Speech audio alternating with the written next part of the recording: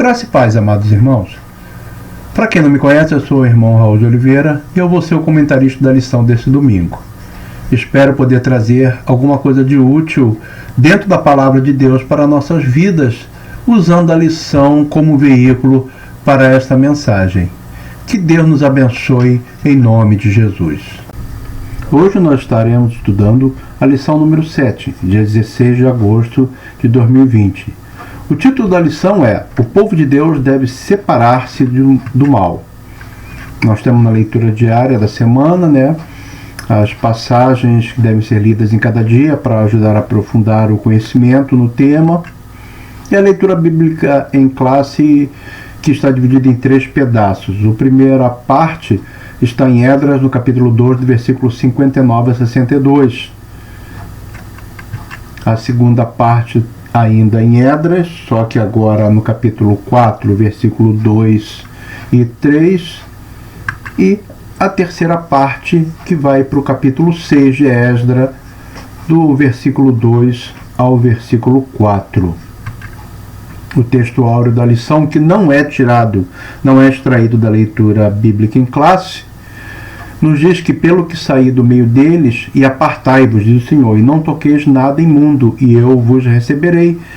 Está nas palavras de Paulo aos Coríntios, na segunda epístola, no capítulo 6, versículo 17. A verdade prática que se aprende da lição é que o mundanismo na igreja corrompe os bons costumes e extingue a santidade.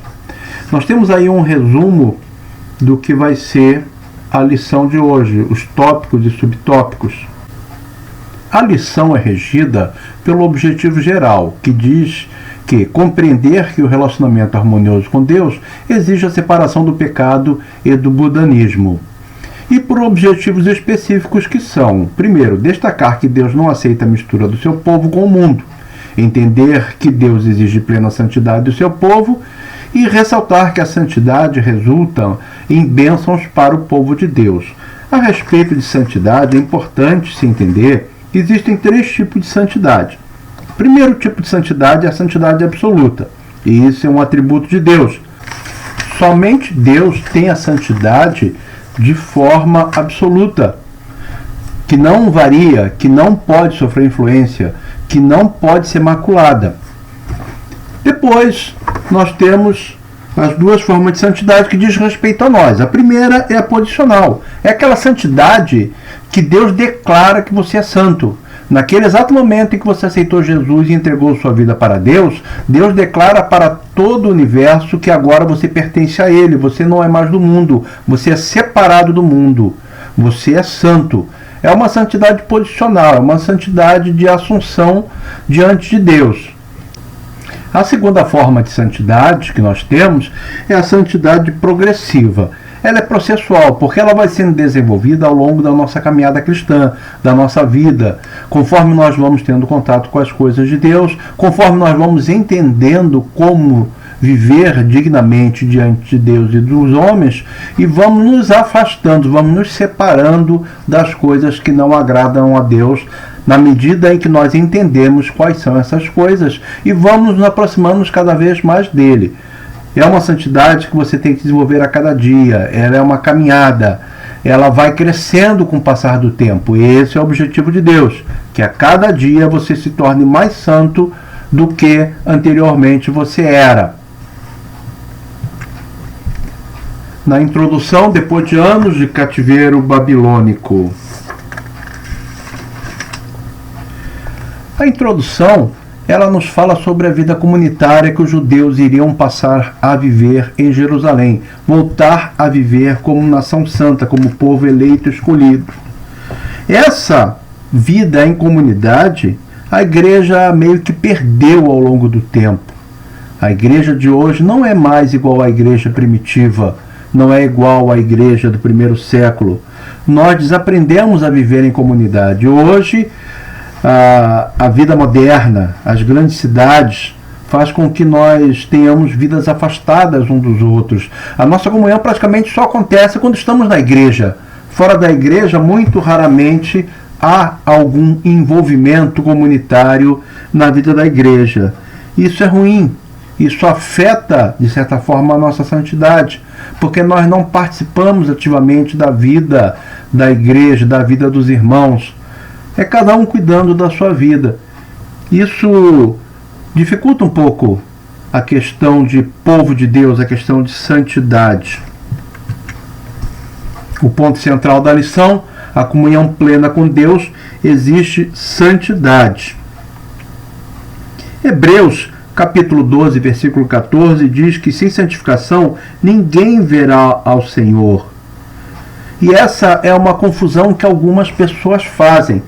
Elas acham que por serem salvas, por terem entregado sua vida a Deus, por terem aceitado Jesus como teu Senhor e Salvador, já estão automaticamente inscritas para o arrebatamento. A salvação é uma coisa, o arrebatamento é outra. O arrebatamento, ele depende exclusivamente da tua santidade. Você passa a ter direito a fazer parte do arrebatamento no momento em que você é salvo. Mas você ser salvo não te coloca no rol dos arrebatados. O arrebatamento se dará por santidade. Por isso é importante o desenvolvimento desta vida de santidade a cada dia, a cada momento, em cada circunstância, nós nos separarmos cada vez mais do mal e nos aproximarmos de Deus e estarmos sempre prontos, esperando a volta de Jesus como se fosse hoje. Nós devemos viver como se Jesus fosse voltar hoje para buscar a sua igreja. Não podemos esperar para nos santificar semana que vem, ou na próxima consagração, ou na próxima Santa Ceia. Nós temos que viver uma vida de santidade hoje. Não sendo assim, não é santidade. Não é separação. Se hoje você vive de acordo com os ditames do mundo e se consagra amanhã, você não está vivendo uma vida de santidade, você está vivendo uma ilusão. Primeiro tópico, somente os judeus retornariam a Judá. Somente aqueles que comprovassem realmente a sua ascendência pura judaica faria parte desse grupo, do grupo que retornaria para Jerusalém. Isso pode parecer um pouco de crueldade ou de exclusivismo, mas era importante para aquela época que se fosse preservada a linhagem real da qual viria Jesus, a linhagem pura, a linhagem escolhida por Deus, aquela que foi preparada, que caminhou com Deus toda, desde o começo, que vem lá desde Adão, de Abraão, de Noé, toda aquela linhagem do prometido que viria para pisar na cabeça da serpente, para que Jesus pudesse ser herdeiro de todas as coisas dentro da nossa expectativa de salvação. Então era importante que, para o cumprimento da promessa de Deus, a linhagem que Deus havia separado do povo dele fosse preservada. Hoje em dia a coisa é diferente. Hoje em dia nós somos uma igreja composta por todos os povos, raças, nações, línguas, e é uma misturança. Mas essa misturança hoje é de acordo com a graça. Eles estavam vivendo na época da lei, onde a promessa do Senhor ainda não havia se cumprido, e era necessário preservar isso. Naquela época, a linhagem pura dos judeus havia sido maculada por casamento com as pessoas dos outros povos. Nós vamos ver mais na frente o que acontece com Samaria. Samaria é uma situação especial, onde não foram os judeus que estavam lá no cativeiro que casaram com as mulheres lá do cativeiro, e deram origem a uma raça de judeus mestiços, mas ao povo que veio habitar na própria Samaria. Essa questão do casamento com as pessoas dos outros povos, desde o começo, nunca foi tolerada por Deus. Foi aí que houve a contaminação do povo judeu, que Neemias agiu com muito rigor, com muita energia com relação a isso, porque estava gerando uma raça que não tinha um compromisso com Deus vivo, mas queria fazer parte da Assembleia, porque eram filhos dos judeus, mas eles em si não eram judeus. E nós vemos aí a questão do jugo desigual colocado por Paulo. É interessante notar, pela experiência que nós temos da igreja, toda vez que uma pessoa da igreja casa com um ímpio, seja uma moça ou um rapaz, é mais fácil o ímpio tirar ele ou ela da igreja do que ele ou ela trazer o ímpio ou a ímpia para a igreja. Os valores do mundo acabam falando mais alto. Isso é fácil de entender, soa estranho na cabeça da gente, mas se nós temos o poder de Deus, temos o Espírito Santo, como é que o mundo tem mais poder para tirar a pessoa da igreja do que a pessoa para trazer o ímpio para nós? O problema é que o ímpio, ele vive uma vida em que ele não tem compromisso com a verdade, ele não tem compromisso com a sã doutrina, enquanto que o povo de Deus é um povo dócil, é um povo que evita a violência, evita a guerra, evita a discussão, ele não gosta de embates, de enfrentamento. Então ele vai tolerando, vai aceitando determinadas coisas para evitar com que haja dissensão, com que haja desentendimento, e nessa aceitação, nessa tolerância, ele vai acabando se enredando e ficando cada vez mais suscetível a ir se afastando e cedendo à vontade do ímpio. Aí é que está o grande problema. Ainda dentro dessa expectativa da mistura, nós vemos que isso já tinha sido um grande problema para o povo de Israel, quando eles saíram lá do Egito e foram pelo deserto, peregrinando em direção à terra prometida, e começaram a murmurar por causa da falta de alimento, da escassez de alimento, da dificuldade de água, da vida rígida, da caminhada pelo deserto, e eles começaram a murmurar. Mas quem murmurou não foram os judeus. Quem começou a murmurar e reclamar foi o populacho, o vulgo, aquela mistura de povo que saíram junto com os judeus do Egito. Eles é que começaram a murmurar, e os judeus se envolveram com essa murmuração e entraram na conversa deles. E eles começaram a lembrar das coisas que eles tinham lá no Egito, com saudades, das comidas em abundância que eles tinham, da fartura, da variedade. E ali no deserto, embora estivessem sendo alimentados pelo maná, o pão do céu dado por Deus, e também pelas cordonizes depois, mas eles tinham saudade daquela vida de fartura, daquela vida de regalias que havia lá no Egito, apesar de ser uma vida de escravidão. E essa visão que eles foram tumultuando a vida dos judeus, que ocasionou deles terem que caminhar 40 anos pelo deserto. Era um caminho de 11 dias. 11 dias eles estariam na terra prometida. Por causa da murmuração, aqueles 11 dias foram trocados por 40 anos e aquela geração toda se perdeu no deserto. A síntese do tópico 1, Deus não aceita a mistura do seu povo com o mundo. Entenda-se que essa mistura do povo de Deus com o mundo não é você sair do mundo e ir para um castelo afastado e viver como um eremita ou ir para o alto de uma montanha. O próprio Senhor Jesus, na sua oração sacerdotal, no Evangelho de João, capítulo 17, ele cita que não quer que nós sejamos tirados do mundo, mas sejamos livres do mal. O mal não é você estar no mundo, mas o mundo estar em você. Ele ser dono do teu coração, ele ser dono do teu apetite, ele ser dono dos teus desejos, ele governar a tua vida. Você pode estar no mundo sem estar sendo governado por ele. Esse é o desejo de Deus para nossas vidas. No tópico 2, os judeus não aceitaram a ajuda dos samaritanos. Quem eram os samaritanos? Houve, naquela época, quando o rei da Síria invadiu Samaria e deportou os samaritanos, os judeus lá de Samaria, que era a capital do Reino do Norte, das 10 tribos do Reino do Norte, e levou para a Síria. O rei daquela época, ele tinha por hábito, para enfraquecer os povos que ele dominava, misturar, para que eles não pudessem se juntar. Cada povo tinha o seu costume, cada povo tinha o seu Deus, cada povo tinha a sua mania, a sua maneira de ser.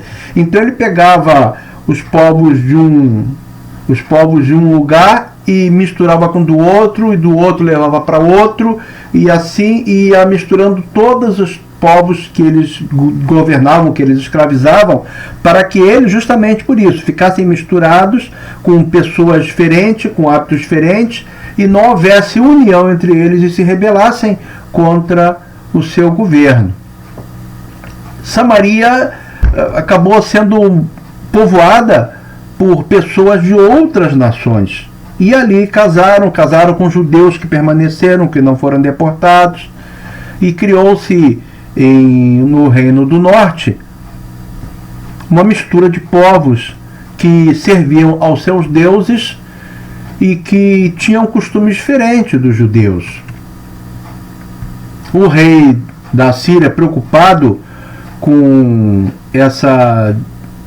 esse desencontro que havia de credo, mandou que fosse um sacerdote israelita para lá para ensinar os costumes da terra. Afinal, ali, apesar de sendo habitado por povos diferentes, ainda era a terra de Israel.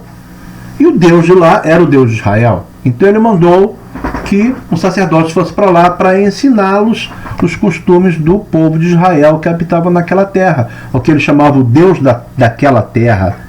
E isso acabou gerando o problema da idolatria, porque aquelas pessoas que estavam ali cultuavam seus deuses e agora passaram a cultuar o Deus de Israel e os outros deuses também. O que é terrível, né? Você está cocheando entre dois senhores. É a partir daí que surge o tal, nós poderíamos chamar até de ecumenismo, que é a misturança de vários credos e religiões. E isso, aos olhos de Deus, não é nada bom. Não é nada bom. Os samaritanos ofereceram cooperação aos judeus na construção do templo e dos muros, e essa proposta, essa oferta foi rejeitada. Por quê? Porque os judeus não queriam que eles viessem macular aquela obra. Os judeus daquela época, por causa da lei judaica, não permitia que as coisas santas fossem manuseadas, fossem tocadas por pessoas ímpias, para não profanar os utensílios, não profanar a obra, não profanar o local. Então, eles preferiram não aceitar a ajuda do que ter a sua obra manchada pela participação de pessoas ímpias, pessoas incrédulas, pessoas idólatras, construindo o templo de Deus e os muros de Jerusalém. Essa atitude de separação, de afastamento, é uma atitude bíblica. Nós vemos aí a Bíblia orientar que nós devemos nos afastar daquelas pessoas que não têm a sã doutrina, aqueles que têm uma vida irregular e daqueles que causam divisões. Porque essas atitudes, esses comportamentos vão destruir a igreja, eles vão minar a igreja. Assim como o populacho lá na saída do Egito fez com que os judeus murmurassem e fossem penalizados por 40 anos caminhando no deserto, a igreja não pode sofrer essa mistura para que não tenha a sua obra embargada. Nós temos uma obra muito importante para fazer. Nós não temos que estar sentados nos bancos contemplando a Deus, esperando a volta de Jesus. Nós temos uma obra muito importante para fazer. Nós temos que evangelizar o mundo. É a obra da igreja. A igreja está aqui para isso, para evangelizar o mundo. Agora, nós temos que evangelizar o mundo não é se envolvendo com o mundo e fazendo parte das suas coisas, mas mostrando para o mundo que existe uma conduta santa, uma doutrina santa, um modo de viver diferente, um modo de viver que busca agradar a Deus, que busca conhecê-lo. Essa é a função da igreja. Os samaritanos, então, procuraram uma outra tática, procuraram aparentar-se com os judeus, voltar àquela velha prática de casamentos mistos. quem não é judeu casando com judeu, para que possam fazer laços, vínculos que permitisse que os samaritanos viessem a participar da vida ativa do povo judeu. Alguns judeus caíram nessa armadilha e por isso eles foram rechaçados, foram separados também. Tem que ficar muito atento. O diabo é astuto e os ímpios têm suas ardilezas para tentar corromper essa doutrina. Por causa disso, os samaritanos tornaram-se inimigos dos judeus. Eles estavam moídos de inveja pelos judeus, porque antes, só eles, Jerusalém estava vazia, Jerusalém estava abandonada. Vivia só de poucas pessoas pobres que estavam lá. Agora, Jerusalém, com a construção dos muros e a construção do templo, voltou a ser a expectativa daquela Jerusalém de antes. Jerusalém era o marco da civilização daquela época. Jerusalém era Nova York daquela época. E os samaritanos começaram a ficar com inveja, porque eles viram que iria voltar todo aquele domínio de Jerusalém e eles iriam ficar rejeitados. Isso fez com que eles tivessem invejas. Na cabeça dos samaritanos, se eles conseguissem se associar aos judeus, eles poderiam gozar de todos os benefícios e privilégios e do prestígio que os judeus estariam vivendo. Agora, como eles não conseguiram, o que antes era só inveja, agora passou a ser um ódio declarado, porque eles não conseguiram se associar aos judeus. O tópico 3, Deus exige santidade do seu povo. Retornando do cativeiro, Israel separou-se do mal. Por isso, eles conseguiram concluir a construção do templo e reconheceram que Deus fizera esta obra. Nós não podemos esquecer que tudo está na mão de Deus. Deus está no controle. Então, tudo o que nós realizamos, de fato, quem fez foi Deus através de nós. É Deus quem realiza. E nós devemos toda a gratidão a Deus por tudo que nós temos, por tudo que nós somos, por tudo que nós fizemos. Quando você aceitou a Jesus como teu Senhor e Salvador e se dedicou tua vida a Deus, Deus passou a ser não só a fonte de tudo na tua vida, mas a razão de tudo o que você possa pensar, realizar, querer, desejar. Você tem que se envolver com Deus.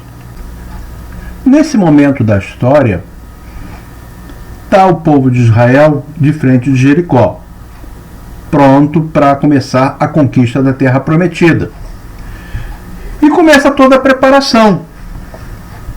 Eles praticam a circuncisão, que desde que saíram do Egito não era praticada, e celebram a Páscoa, tomam a ceia da Páscoa, e aí surge um fenômeno muito importante. O anjo do Senhor vem falar com Josué.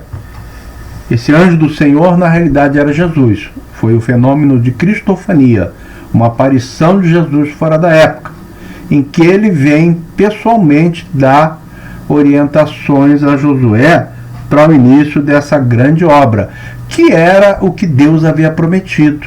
E ele não poderia se furtar de estar presente, de orientar, de participar desse grande evento, a conquista da terra prometida. E ele alerta a Josué: tira as sandálias dos teus pés, porque onde tu estás é terra santa. Depois da grande vitória sobre Jericó, vem a grande derrota diante da pequena Ai. Jericó era uma cidade monumental, com muralhas fenomenais, e caíram diante de Deus. Israel teve vitória. E aí, diante da pequena Ai, tiveram uma derrota terrível, massacrante. Por quê? Porque havia anátema no meio de Israel. As derrotas espirituais, elas são precedidas por atos de desobediência a Deus. Uma pessoa, apenas uma única pessoa desobedeceu a Deus e fez com que todo o povo padecesse uma derrota terrível. Mas essa derrota é rapidamente modificada em vitória quando aquela desobediência é removida e volta-se a obedecer a Deus, a se submeter ao seu jugo, a buscar a sua orientação e a sua direção. A vitória está na mão de Deus. Basta somente que nós obedeçamos a Ele. E assim foi com a pequena Ai. Dessa vez ela foi destruída, porque o povo voltou-se a alinhar com a direção de Deus.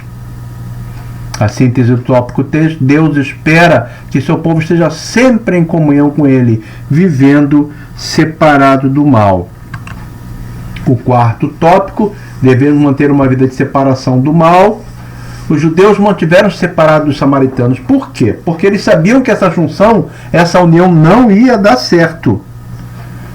Se eles se juntassem, se eles permitissem que os samaritanos viessem participar daquela obra de Deus, iria levar à ruína de Israel, porque eles iriam acabar sucumbindo à idolatria daquele povo. Idolatria. Idolatria é uma palavra muito mal compreendida, porque você fala em idolatria, você imagina coisas vis, coisas assim absurdas, mas a idolatria está muito presente na vida das pessoas e infelizmente até na vida de servos do Senhor.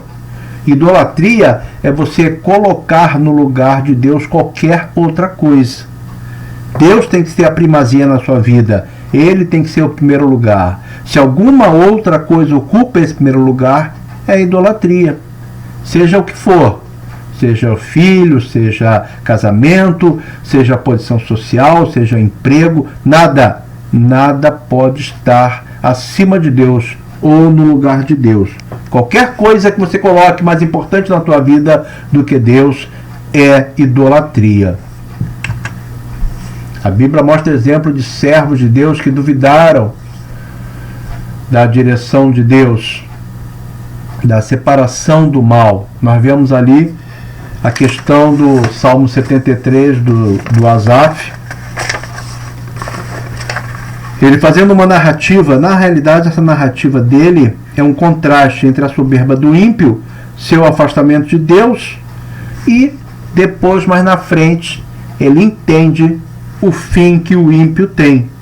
Então toda aquela soberba, toda aquela vitória, toda aquela vantagem que o ímpio tem, no final acaba se tornando em perdição. Malaquias já orientava com relação a isso, que nós temos que temer ao Senhor e temos que confiar na sua provisão. A presença de Deus na nossa vida é mais valiosa que qualquer outra coisa que o mundo possa oferecer. Nós estamos falando, quando falamos em salvação, quando falamos em idolatria, quando falamos em santidade, nós estamos falando de valores eternos. Existe uma única eternidade, mas em dois lugares diferentes. Uma na presença de Deus e outra afastado eternamente de Deus. Todo mundo vai viver para sempre. Todo mundo vai ter a vida eterna. Só que aonde você vai passar essa vida eterna? Na presença de Deus ou afastado de Deus? É isso que tem que ser pesado na hora em que você avalia o que o mundo está te oferecendo, o que as pessoas, a forma com que as pessoas estão vivendo e a vida que Deus te oferece. Devemos viver conforme a vontade de Deus. Aí fica a dúvida, qual é a vontade de Deus? A vontade de Deus é uma só. A nossa santificação, que nós nos santifiquemos a Ele, que nós nos afastemos das coisas do mundo, que nós nos afastemos de tudo aquilo que tira a soberania de Deus de nossa vida. Essa é a vontade de Deus. Não é a riqueza, não é a fama, não é a ostentação, não é luxo. A vontade de Deus é que vivamos uma vida santa diante dele. Essa vida de santidade, na presença de Deus, ela é repleta de bênçãos. Muitas das vezes essas bênçãos, ela não se traduz no aquilo que a gente vê o mundo desfrutar. Ter a vida abençoada por Deus não representa necessariamente riqueza, ou luxúria, ou fama, ou ostentação. É muito mais que isso, é uma vida de vitória. É uma vida de vitória sobre o mundo. É a certeza de que teremos uma vida eterna na presença de Deus e que gozaremos do privilégio de todas as delícias que estão preparadas para nós no porvir. Eu, particularmente, eu acho que a maior bênção que nós temos decorrente da salvação não é viver no novo céu, na nova terra, não é viver em perfeita harmonia e comunhão. No meu entendimento, a maior glória, o maior benefício, o maior prêmio que nós vamos ter pela salvação é poder contemplar a face de Deus. É algo inimaginável.